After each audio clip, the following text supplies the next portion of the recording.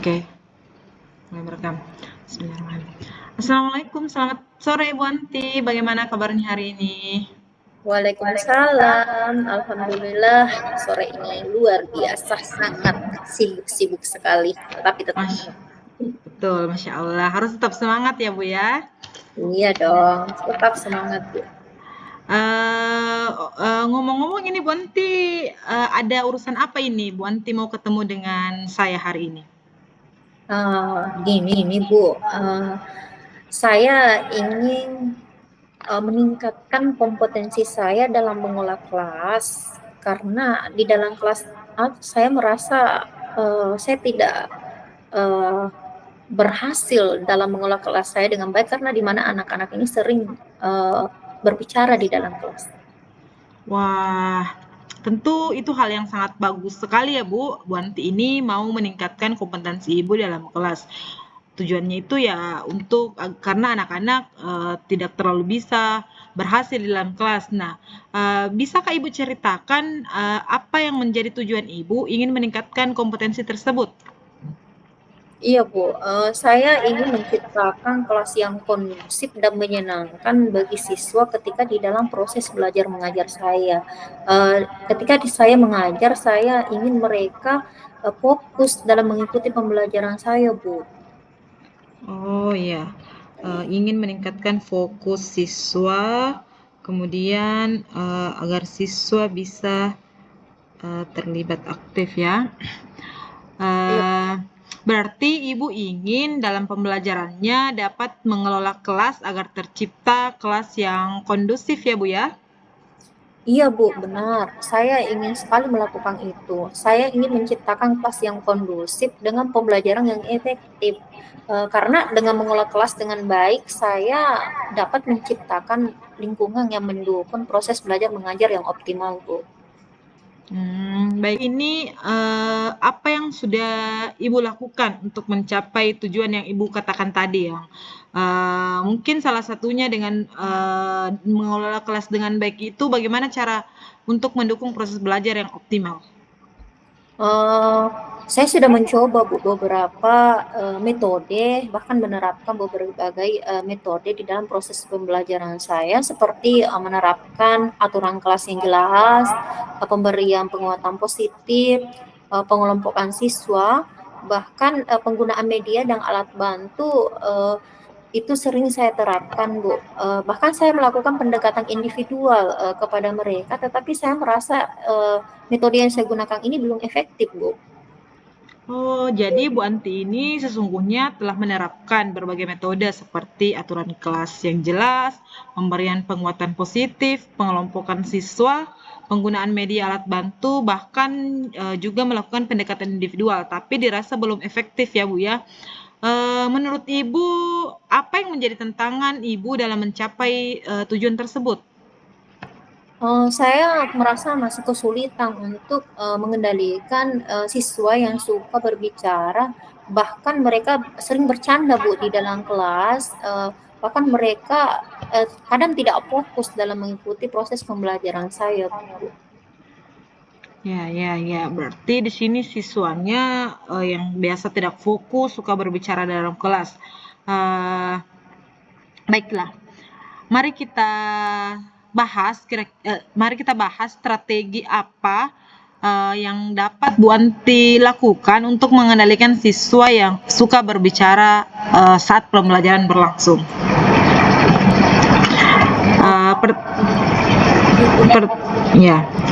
Pertama-tama kita perlu memahami apa apa sih penyebabnya siswa ini suka berbicara saat di dalam kelas? Misalnya mereka mungkin tidak memahami materi pembelajaran yang Bu Anti berikan, ataukah mungkin mereka merasa bosan di dalam kelas karena mungkin sistem pembelajaran Bu Anti yang menurut siswa Bu Anti itu monoton, atau justru mereka ingin menarik perhatian Bu Anti, atau mungkin ada masalah lain menurut Ibu yang merupakan penyebab untuk siswa melakukan hal tersebut di kelas Ibu? Ya Bu, selain karena mereka tidak memahami materi pelajaran dan metode yang saya gunakan ini terlalu monoton, dan mungkin saya tidak mengenal karakter mereka satu-satu, sehingga di dalam menentukan metode pada saat pembuatan modul ajar ini saya belum mengetahuinya, sehingga mereka tidak terlalu menyukai proses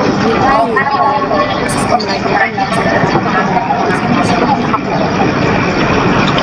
Baik. Nah, selain itu mungkin adakah lagi yang mengakibatkan? Nah, bagaimana pandangan Ibu sebaiknya yang akan Ibu lakukan agar siswa tersebut dapat dengan mudah memahami materi pembelajaran Ibu? Ya Bu, sepertinya saya perlu memberikan penjelasan materi yang lebih mendalam. Kemudian saya perlu mengenal minat belajar peserta didik saya. Saya perlu mengenal karakter mereka satu-satu sebelum saya menentukan metode apa yang harus saya gunakan di dalam modul pembelajaran saya.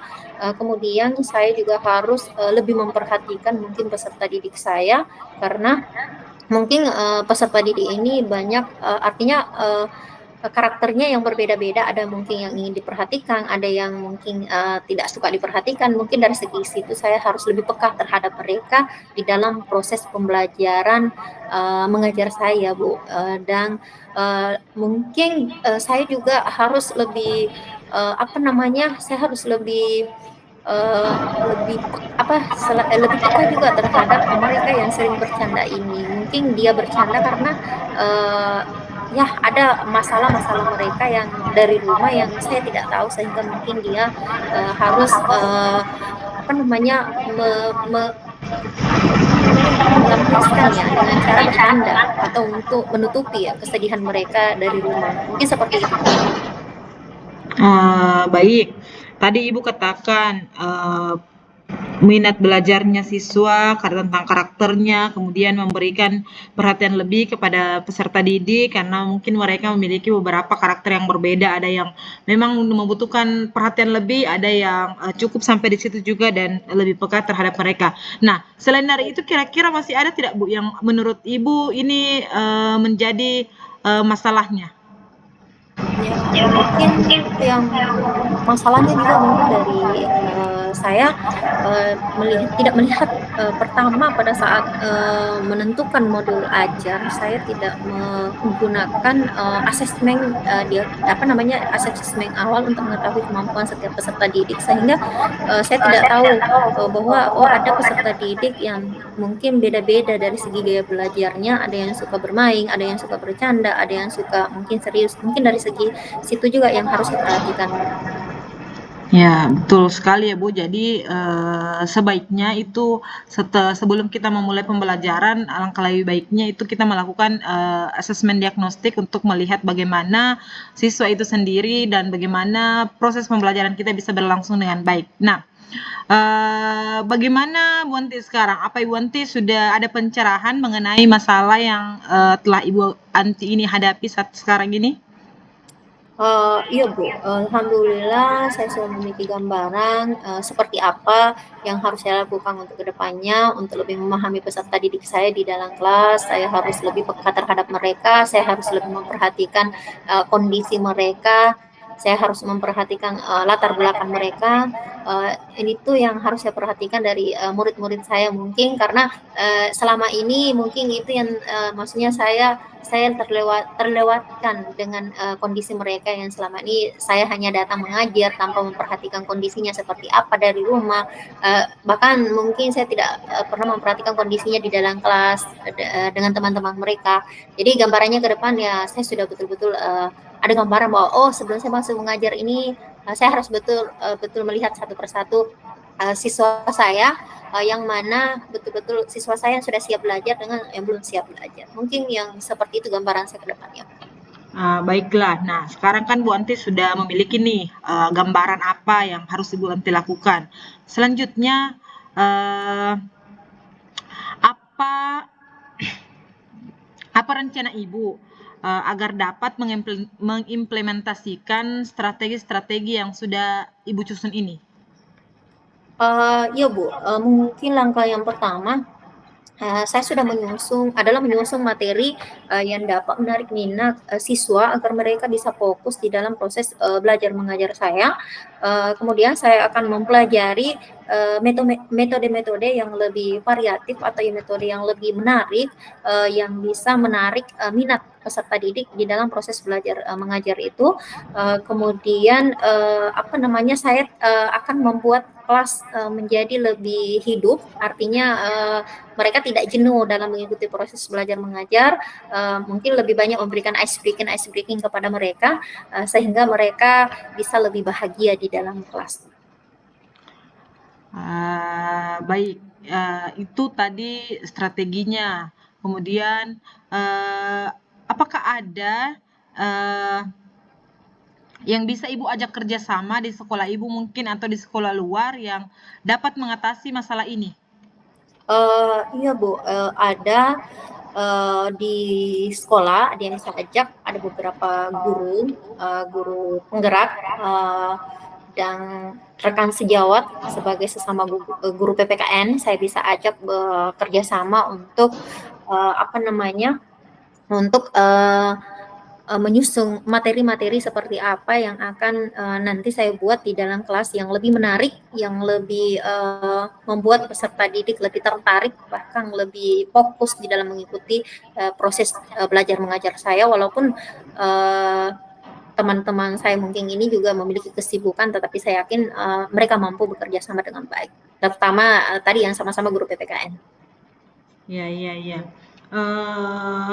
Ketika Ibu mengajak rekan sejawat dan guru PKN ini, bentuk ajakan Ibu itu seperti apa? Apakah mungkin dalam bentuk formal ataukah berbicara secara lepas atau seperti apa, Bu? Yang saya lakukan mungkin secara santai lah Bu, sambil mungkin duduk-duduk di ruang guru sambil berbicara santai, membicarakan seperti apa kira-kira metode ataupun modul ajar yang bagus untuk dipakai di dalam kelas yang bisa lebih menarik perhatian peserta didik dan bisa saya dan mungkin saya juga akan bertanya kepada dia secara santai kira-kira metode apa yang dia gunakan di dalam kelas sehingga pada saat mengajar anak-anak tidak jenuh. Kadang bagaimana, seperti apa, seperti itu yang harus saya tanyakan kepada rekan sejawat saya ini sebagai sesama guru PPKN Dangmung.